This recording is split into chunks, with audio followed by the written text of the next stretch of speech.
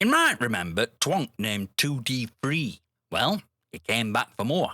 And this time I asked for his proof that games are cheaper on competing storefronts. His evidence? A GOG key for Mafia 3 on G2A, 63 pence.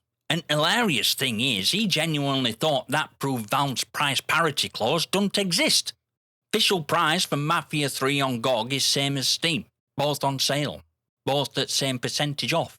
Only place it were cheaper were on grey market reseller, probably selling keys that were given away for free through Amazon Luna a few weeks earlier. And he had absolute audacity to call me ignoramus. All right, you lot. Let's talk about where your cheap games actually come from. There are 3 tiers of game key sellers. Most people don't know the difference. That ignorance is exactly what keeps dodgy uns in business, so pay attention. At top, you've got your authorised retailers, Fanatical, McGaming, Humble Bundle. They get their keys directly from publishers. They have contracts, permissions, and developer actually gets paid when you buy from them. Prices are sometimes cheaper than Steam because retailer runs their own promotions. These are legitimate businesses, and if you're buying from them, crack on, they're solid. Then you got grey marketplaces like G2A, Eneba, Kinguin. These are marketplaces like eBay, where individual sellers list keys they've acquired from wherever else they got them. Developer and publisher sees no, and if that key turns out to be dodgy, it's not G2A or seller who eats chargeback fees. Instead, it falls on developer. And then at very bottom of this cesspit, you got places like Etsy, selling what are known as pre-installed games. These are pirated copies, packaged up with a little bow on them, sold for a few quid. No key, no launcher, no updates, no multiplayer. Just a cracked executable that probably has malware burrowed in it, mining crypto off your GPU while you play. And I'm not being dramatic. It's literally software piracy being sold on a platform that's supposed to be flogging handmade candles and knitted hats. But where do those grey market keys actually come from? Most people don't realise or understand this part, and it's worse than you think. Could be legit, from a bundle they broke apart to sell individually, from a region where game costs a fraction of what it does here, bought in bulk and flipped for profit, or it could even be from a stolen credit card. Fuck knows. And that's the entire problem. When you buy from G2A, you're not buying from developer. It's from some random account that uploaded a key, and G2A takes their cut for hosting transaction. Now, Amazon Luna gives away free GOG keys through Prime. Every month they give you free codes, and you claim it on GOG. Mafia 3 Definitive Edition were one of them, given away in June. All you need is an Amazon Prime account. So someone creates a bunch of throwaway accounts, signs up for free trial, claims codes in bulk and flips them on G2A for pennies each.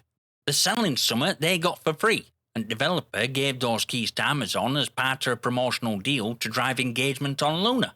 They were never meant to be resold, but now they're floating around on G2A, devaluing game, and developer sees absolutely fuck all for transaction.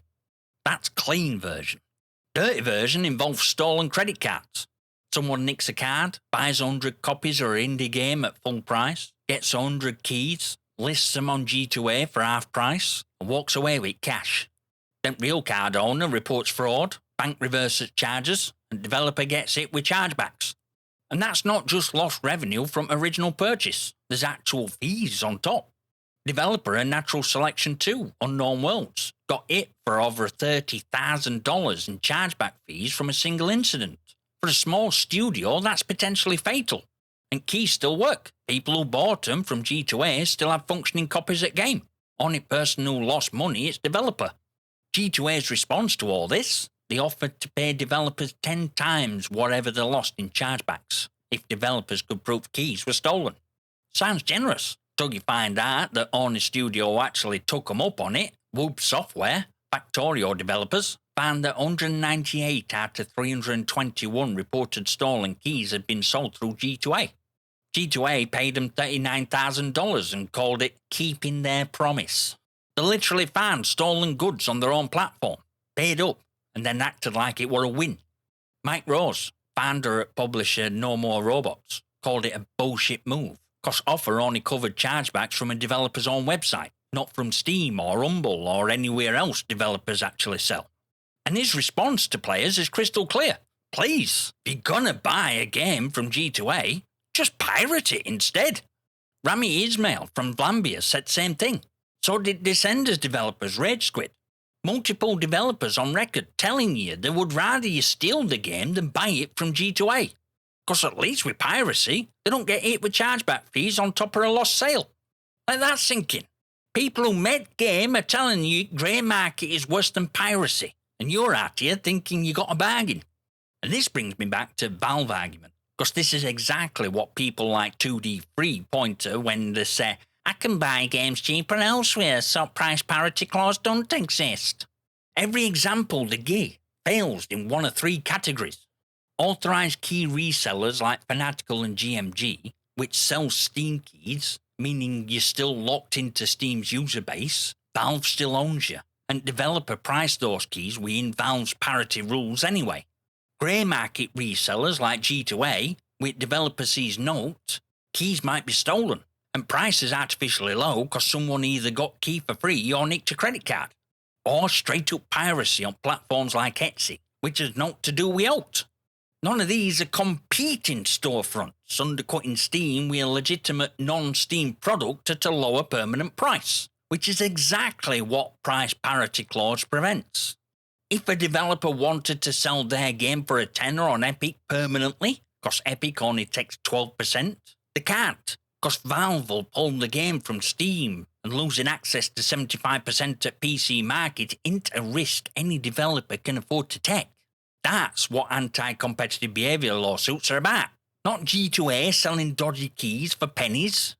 When someone tells you games are cheaper on other sites, price parity is a myth, ask them where. Ask them which site. If that site sells Steam keys. If developer actually gets paid. If keys sourced legitimately.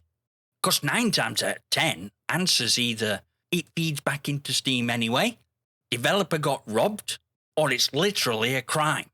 And especially if they come back with a 63p Mafia 3 key from G2A as the proof, show them this video. Speaking of, if you like this video, YouTube says you'll like this and next. So go check that out, and I'll see you there, you magnificent.